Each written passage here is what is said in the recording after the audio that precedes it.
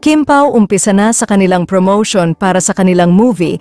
Kelsey tuwang-tuwa sa surprise sa kaniya ng kaniyang ate Kim.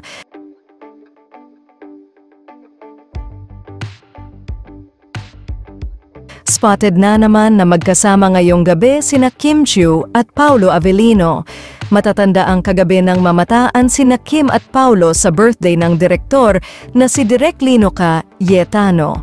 Super enjoy nga ang Kim Pao sa nasabing birthday party, sa katunayan nga nito ay spotted sina Kim at Pao na nakikitawa at nakikisaya.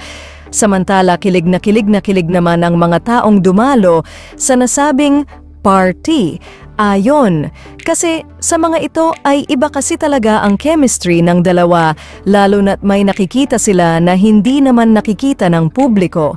Samantala, nagkalat ngayon sa social media ang picture ng Kim Pao na animo ay nasa interview. Maaaring ang interview na ito ay para sa nalalapit na showing ng kanilang much-awaited movie na My Love Will Make You Disappear. Samantala, super happy naman ang isa sa mga Showtime kids na si Kelsey sa iniregalo sa kaniya ng kaniyang ate Kim. Narito at panoorin ang nasabing video. Day! And Merry Christmas! Ito sa'yo ha. Disney Princess Belle! Wala akong tao. Hindi ko alam sabihan mo sa akin kung may tao o wala. Pag walang tao, may tayo. Maliit lang po, baka po hindi ko matin. Kaso po, meron pang maliit, kaso po, Barbie. Baka kasya sila dito, friends ni Belle. Yan o. Luto sila dito, kain sila dito. Oh, may terrace pa. Wala po. Oh, meron pang fire pit. Kaso po yung terrace nila malamig, kasi po malamig sa amin. My God! Parang meron kang ano. Niyo po ah. Nalagyan ng kayo. Ang bigat. Bubuin mo pa yan.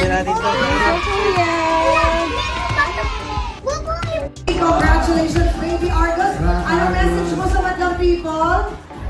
Anong... Thank you po sa mga people. Salamat po sa pagsuporta sa akin.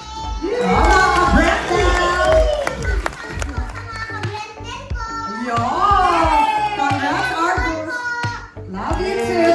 Madali lang congratulations din kay Kelsey. Bakit? Patubunin yung bagong ngipin niya.